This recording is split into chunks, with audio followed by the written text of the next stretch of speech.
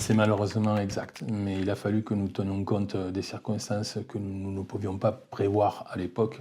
Il faut se resituer dans le contexte en février 2020, lorsqu'on prend ces engagements, ils sont profondément sincères et réels. Nous tenons vraiment à ne pas augmenter les impôts durant la totalité du mandat. Je constate d'ailleurs que Michel Blanc n'avait pas pris cet engagement, ce qui signifie que sûrement il voulait avoir un recours à l'augmentation des impôts.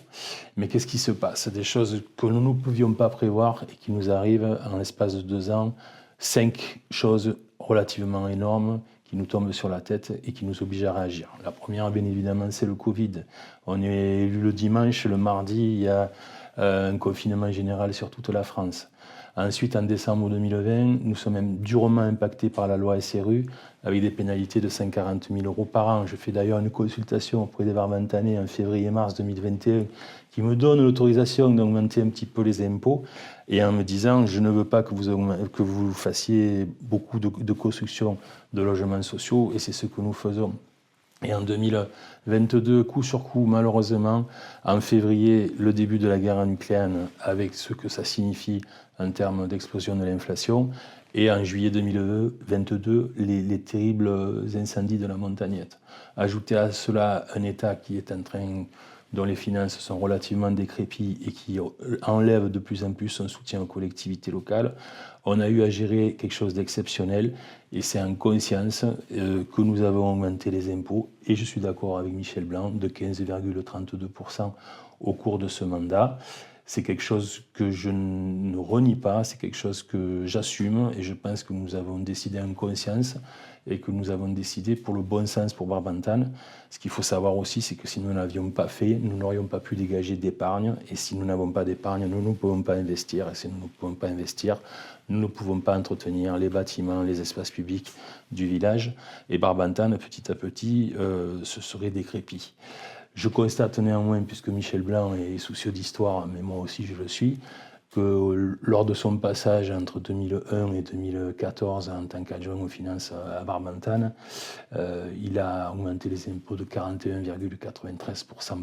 Il ne me semble pas qu'à l'époque, il y ait eu d'incendies importants sur la Montagnette, ni de guerre en Ukraine, ni de crise du Covid, ni de prélèvement SRU. Et il avait d'ailleurs cette phrase à l'époque, lorsqu'il était adjoint aux finances, il est plus judicieux d'augmenter les impôts un petit peu par an. Voilà ce que je voudrais répondre à l'équipe Michel Blanc sur les augmentations d'impôts. Alors précisément, Barbantane a cette singularité d'être faiblement fiscalisé.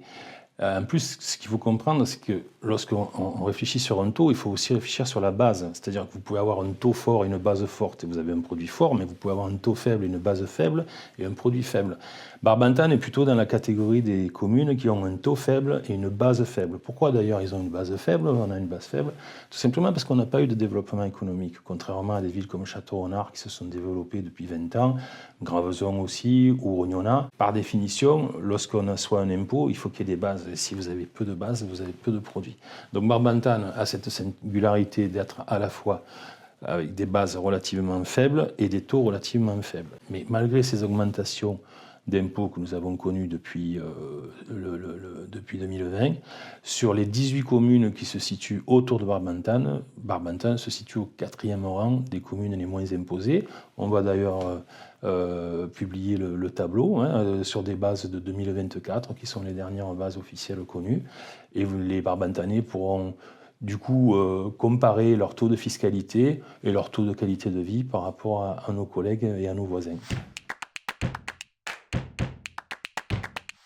Mais bien sûr qu'il faut développer l'économie et c'est la raison pour laquelle on veut travailler sur la zone d'activité de la gare. Alors, autour de la zone d'activité de la gare, ces fameux 12 hectares qui sont inscrits au SCOT du Pays d'Arles et qui vont nous permettre de pouvoir faire du développement économique conjointement à l'ouverture de la gare aux voyageurs.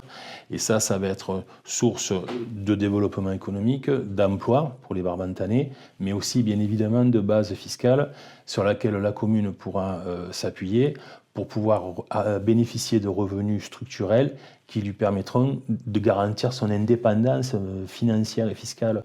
Il faut quand même savoir que nous sommes dans un monde aujourd'hui où le budget de l'État fait que les communes sont ponctionnées et que ce n'est plus l'État qui aide les communes, mais c'est quelque part les communes qui aident l'État, que malheureusement le conseil départemental s'est énormément endetté et que les aides aux communes telles qu'on les a connues il y a 10 ans, 5 ans n'existeront plus et qu'il va falloir que les communes se débrouillent toutes seules. Donc, dans cette concurrence entre communes et sur les territoires, il est très important et fondamental d'avoir suffisamment de ressources internes pour dégager notre indépendance, y compris sur nos choix. C'est la raison pour laquelle, dans notre programme, et on en parlera bientôt, nous aurons un gros développement sur la zone d'activité de la gare et le développement économique.